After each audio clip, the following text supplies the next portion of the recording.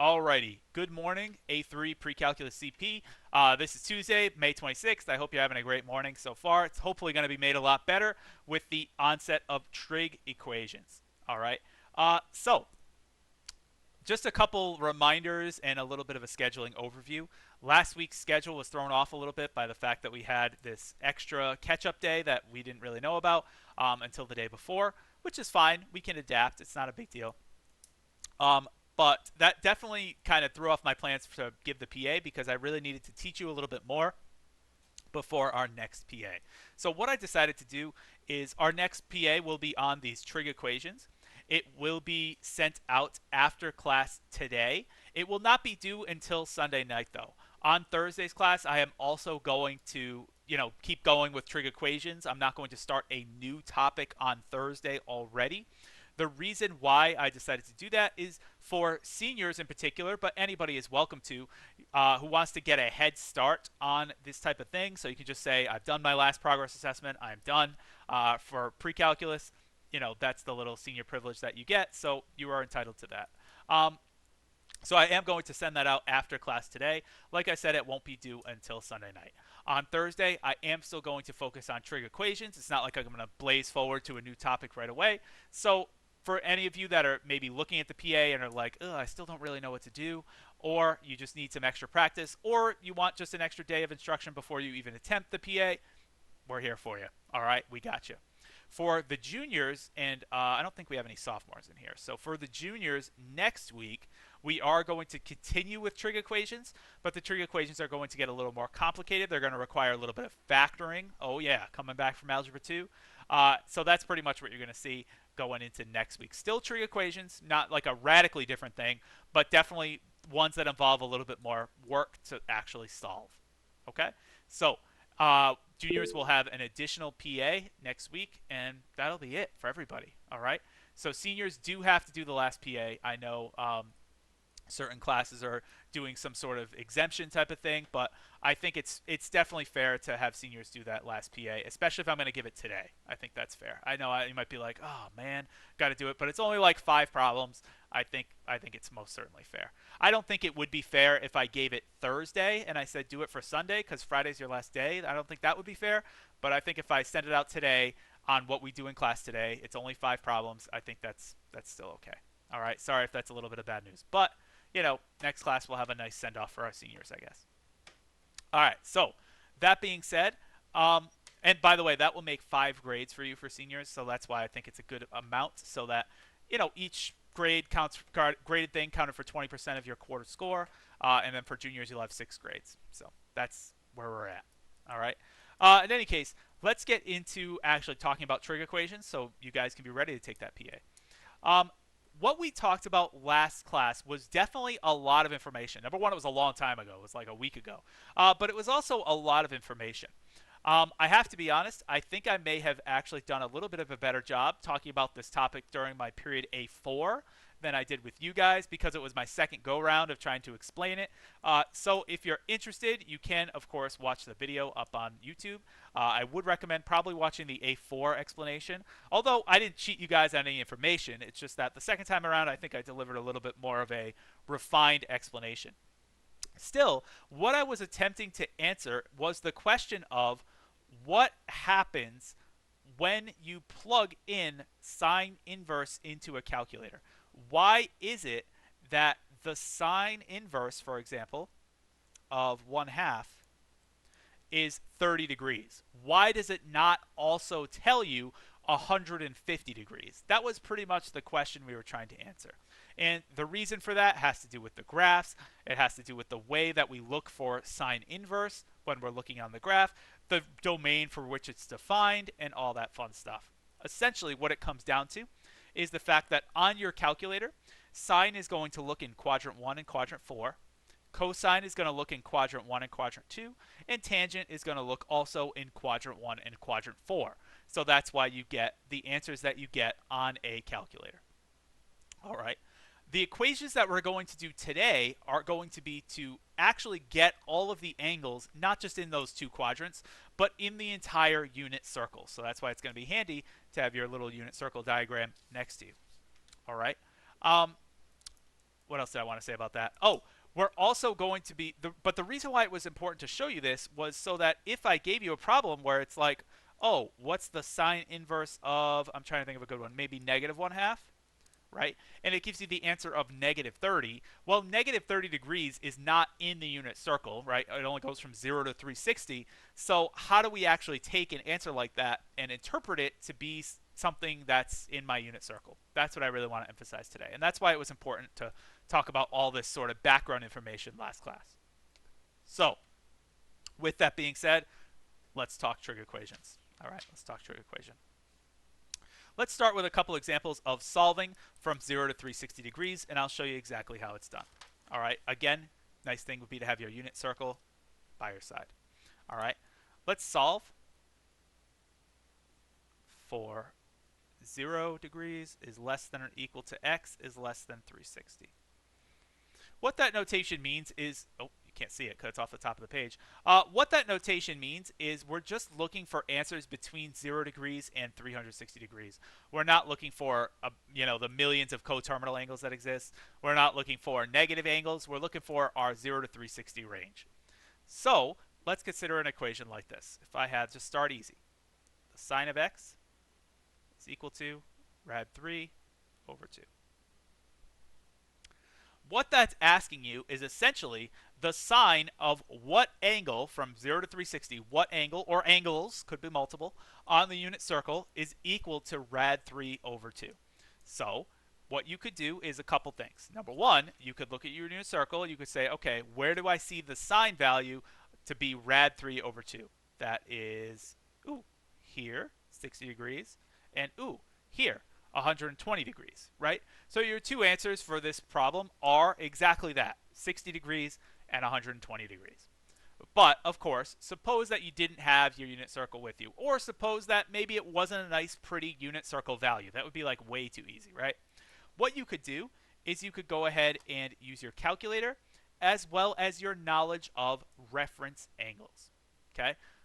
First of all, the fact that it's sine, right? We're looking for the sine. You know that the sine in the first and second quadrant is positive because sine refers to your y value, and is negative in the third and fourth quadrant, right? So sine is positive in the first and second quadrant, negative in the third and fourth quadrant. So we know that for the sine value to be a positive thing, our angle has to exist in quadrant 1 or quadrant 2. If I plug into a calculator and I say, what's the sine inverse of rad 3 over 2, it tells us it's 60 degrees. So 60 degrees, so doing the sine inverse on both sides,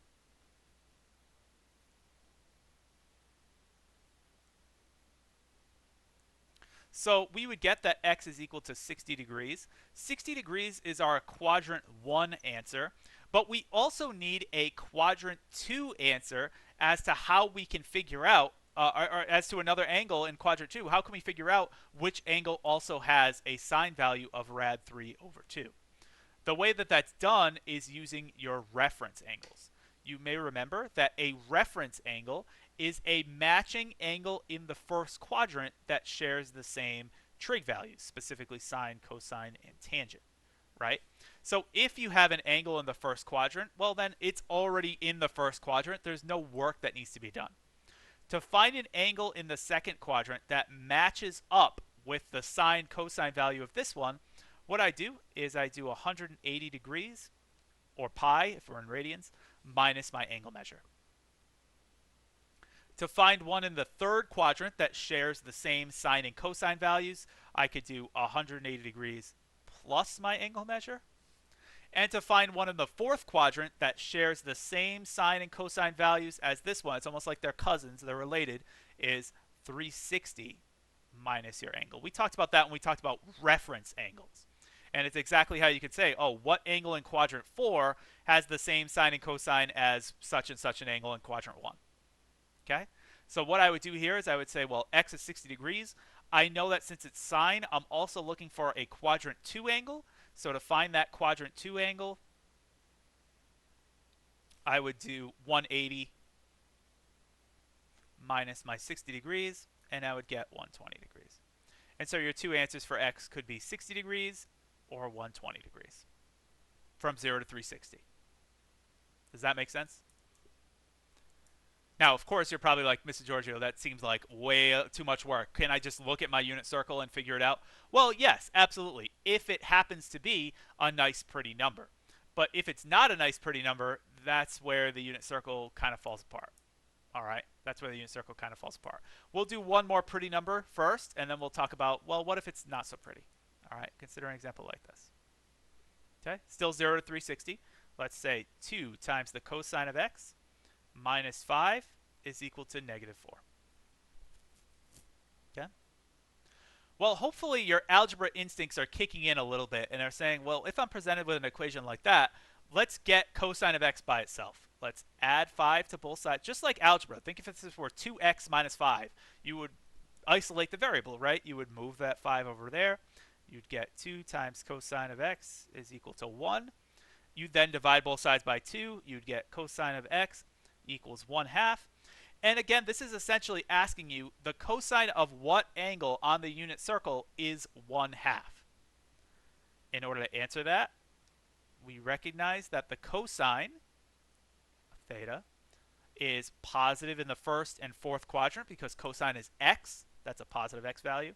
Negative in the second and third. So let's go ahead and plug into my calculator. I would say the cosine inverse of 1/2. It's going to tell me it's 60 degrees as well, which is from quadrant 1. But based on how I know my signs are in the unit circle, we also know that we're looking for an answer in quadrant 4 because cosine is also positive in quadrant 4. See how we got a positive thing?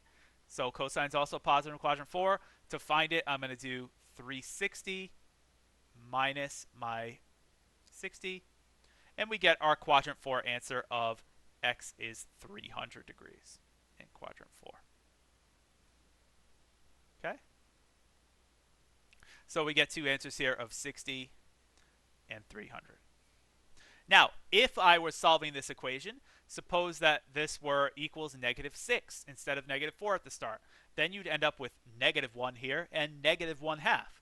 Well, then, since my cosine is negative, I know cosine of something is negative, I know I'd be looking in quadrant 2 and quadrant 3. So your calculator would give you the quadrant 2 answer, and then you'd have to work to find the quadrant 3 answer. Does that make sense to everybody? Let's do one more nice one again. Sorry, I thought I was done with that, but I want to actually show you that. Let's just do another quick one. Okay. What about the sine of x equals negative rad 3 over 2? Very similar to this. But this is where the weirdness of the calculator kind of comes in. Ready? If I take the sine inverse of both sides, the sine inverse of negative rad 3 over 2, notice I'm going to get negative 60 degrees. Well, negative 60 degrees is not in my unit circle at all. Right? It's not in my unit circle. So to find an angle in the first quadrant that matches negative 60 degrees, well, first of all, it should make sense that it's probably just positive 60 degrees, which it absolutely is. But the way that you would actually do that is you would say, well, it's in the fourth quadrant, negative 60. You would do 360 minus negative 60, which is 360 plus 60, and then you would find something that's coterminal with that. That's a whole lot of work. All you really need to know is that the fact that you get a negative angle here means that it matches up with a positive variant in the first quadrant. So you'd say that the sine inverse of the sine of x is equal to the sine inverse of negative rad 3 over 2. Right? And then your calculator tells you that x is equal to negative 60, but you would know that that means in the first quadrant, it would be x equals positive 60, because positive 60 degrees is going to have the same sine value in the first quadrant that negative 60 does in the fourth quadrant, because they're both the same vertical distance away from the x-axis. Okay? So that would be your quadrant 1 angle that you're trying to work with. Now, the problem with that comes from the fact that with sine being a negative thing means we should get an answer in the fourth quadrant and the third quadrant. Okay? So unfortunately, x equals 60 is not really a valid answer, right? That's where it gets a little tricky. So what you'd want to do in order to do that is understand, how do we find this fourth quadrant angle, and how do we find this third quadrant angle? Well, maybe I cross this out a little preemptively here. I can use the fact that I have a 60-degree angle that shares the same sine and cosine to just plug into here and plug into here. To find your quadrant 3 and quadrant 4 angles, I would say, well, your quadrant 3 is 180 plus the 60 degrees, which is what, 240? And your quadrant 4 is 360 minus 60, which is what, 300. Okay? And the reason that I'm doing that is specifically because we're looking for, when is the sign negative? Well, the sign is negative in quadrant 3 and quadrant 4. So the calculator tells me it's negative 60 degrees, but I know that that just equates to positive 60 because it has the same sign value. Positive 60 is not a negative sign, though. That's a positive sign. So I'd have to say, ooh, well, the quadrant 3 angle that's going to share that same sign value, just negative, is 240.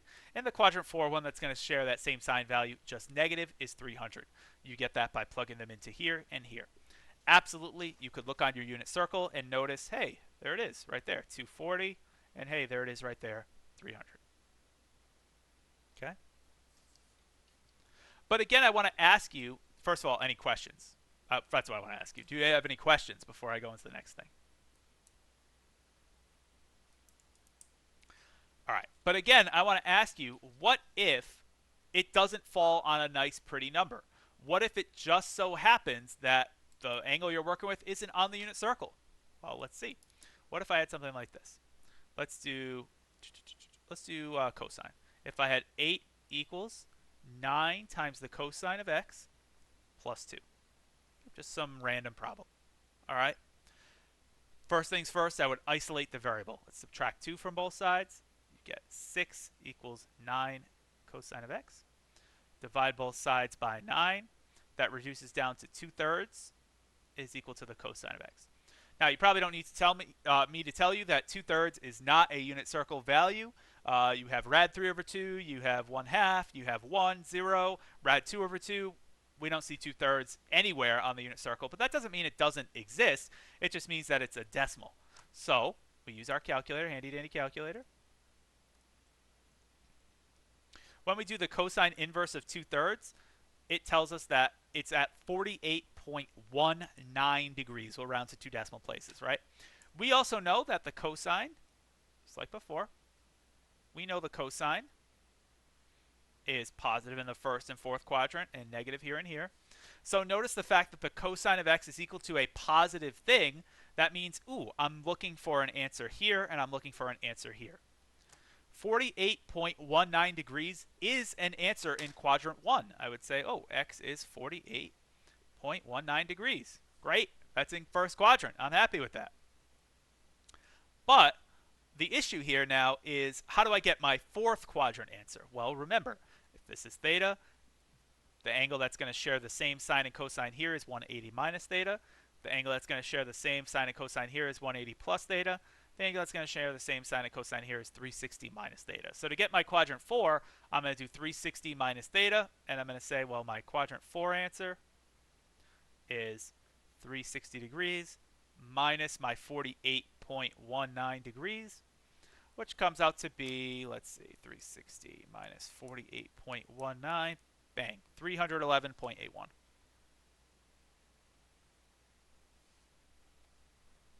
And so those would be your two possible answers for x.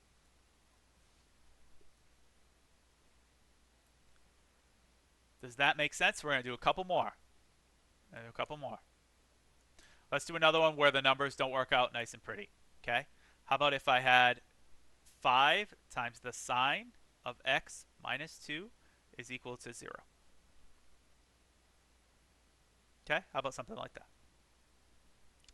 Well, what I would do with something like this is, again, I'd try to isolate the variable. If I'm trying to solve for x, what value of x makes that true? Isolate the variable. Add 2 to the other side, divide by 5. I get sine of x equals 2/5. Okay? Clearly, 2/5, again, not on the unit circle. It's not a nice, pretty value. It doesn't mean it's not on the unit circle. It just means it's not one of our special angles on the unit circle. It is still on the circle. We just have to find where it is. It's going to be a decimal. First of all, the fact that we're looking for a positive thing, sine of x equaling a positive quantity, means that we are looking here and here, correct? Because we know the sign is positive in the first and second quadrant, negative there and there. Okie doke. So let's see what our calculator tells us. Let's do the sine inverse of 2/5. Bam, I get 23.58 degrees, which is in your first quadrant. We've accomplished that angle, right? I found that. Now we need to find the one in the second quadrant because that also has a positive sine value. We need to use this in order to find it. I need to do 180 degrees. So our quadrant 2 answer is 180 degrees minus theta, which is 23.58, which comes out to be, again using our calculator, we get 156.42. And so those are your two answers to that equation.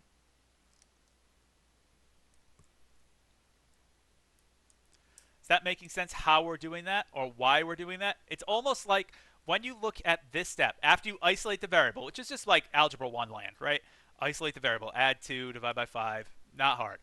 Once I do that, you look here and you say, ooh, sine of x equals a positive thing. That means there's an angle in quadrant 1 that's going to work, and there's an angle in quadrant 2 that's going to work. So those almost become like your objectives. I need to find an angle in quadrant 1. I need to find an angle in quadrant 2.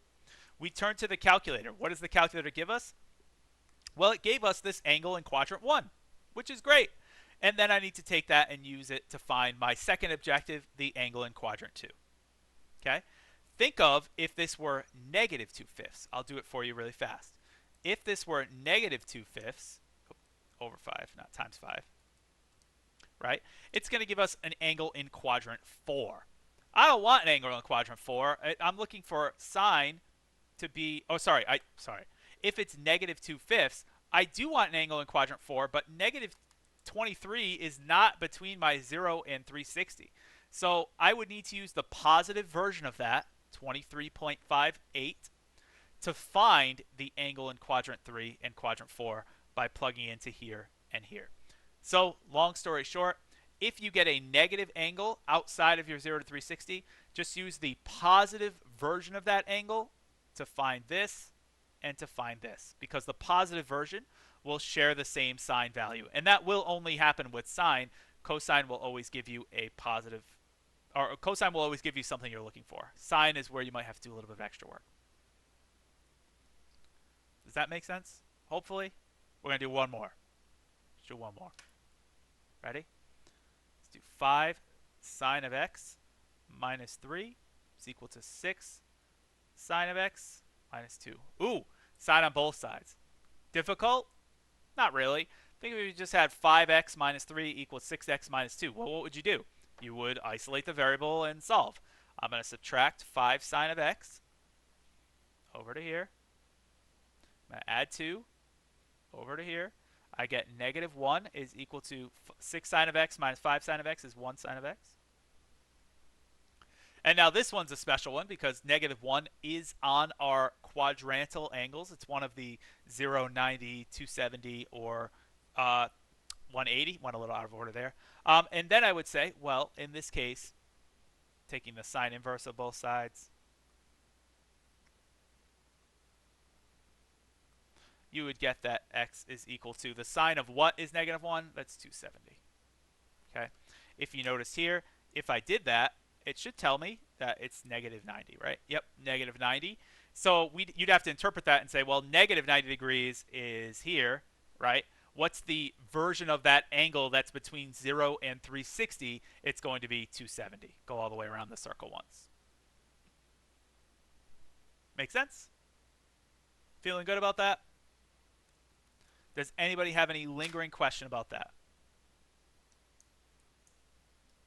So this is what your progress assessment is going to be on, equations like this. You may also see some in radians too. It shouldn't be scary. You can handle radians, especially if they're exact values on the unit circle. I will send that out today. Just for any seniors that want to get a head start on it, it is required for everybody to do, though.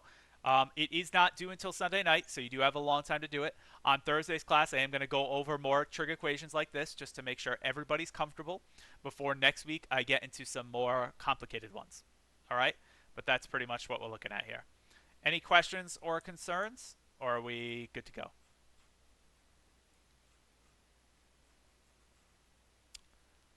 I take your silence as we are good to go. Well, in that case, have a fantastic rest of your day. Thank you so much for your attention and focus today. I will post the PA again. I'll send that out to you. I'll put some practice problems on Classroom 2 with answers, so you can work on those as well. But other than that, that's all I have for you today. Enjoy the rest of your Tuesday, and I'll see you Thursday. Have a good day. Bye, everyone. Have a nice day. See ya. Have a good day. Later.